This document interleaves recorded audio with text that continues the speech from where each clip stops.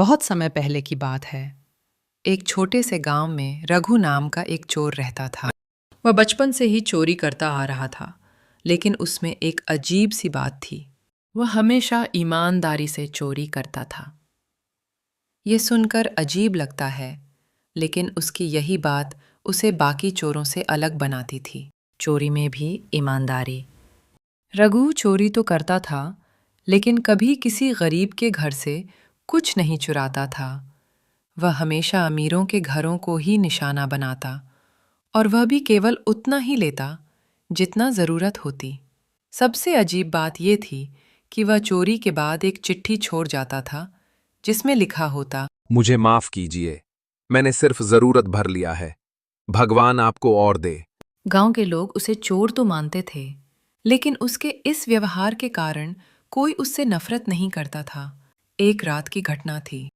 रघु ने एक जमींदार के घर में चोरी की योजना बनाई। रात को वह चुपचाप अंदर घुसा, लेकिन तभी उसकी नज़र एक कमरे में लेटे जमींदार के बूढ़े पिता पर पड़ी।